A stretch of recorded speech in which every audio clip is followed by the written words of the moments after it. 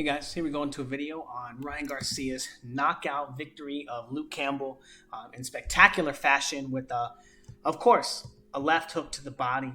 Now, it was a great fight. It was a very tough fight for both fighters, with Ryan Garcia going down in the second round, a breakdown which I'll put out as well, and Ryan Garcia getting the knockout in the seventh round after a fantastic fight, a fantastic performance. So how did we get here? So let's take a look at kind of what it looks like in real time with Ryan Garcia getting to the front foot and kind of leaping through with this left hook, right? Now, any normal fighter would see this coming, right? Any normal fighter would see it coming a mile away.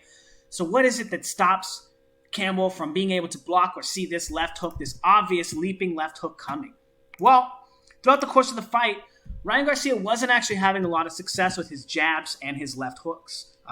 For the most part, Ryan Garcia was being controlled by Luke Campbell.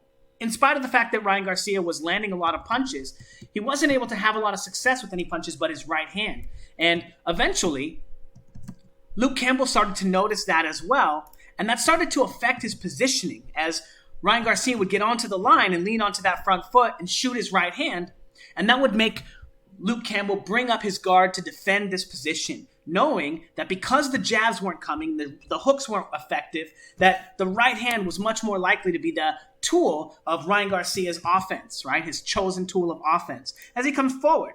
So as the fight continues, and we notice that the right hand starts bringing up Luke Campbell's guard, Ryan Garcia notices this as well as he gets him on the ropes here. He shoots a jab, no response from Campbell, shoots the right hand, and Campbell stays in his high guard for all of these beats and all of this control. Very similar to the control that Luke Campbell was using against him early in the fight. And that allows him to land a body shot here as he's able to occupy enough of Luke Campbell's guard to keep him in that position.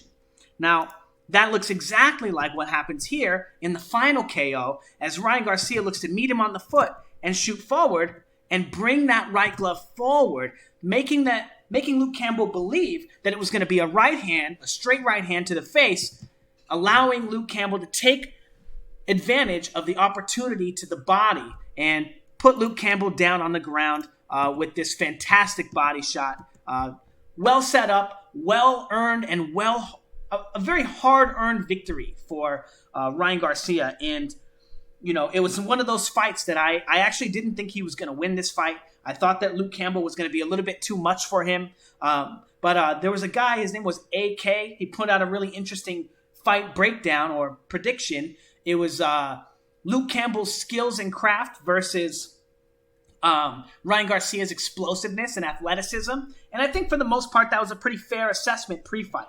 However, we got to see that in this fight, Luke Campbell was not the craftier fighter after all when it came down to it. In spite of the fact that he had all the control, he had the feints, he had Ryan where he needed him in the beginning of the fight, he lost control, and Ryan Garcia was able to pick up on enough of the patterns and enough of his lack of success to figure out where he was having success, i.e. with the right hand, the lead right hand, and then he was able to turn that success into a way to control Luke Campbell and get him into his high guard and allow him to land an excellent body shot for the knockout.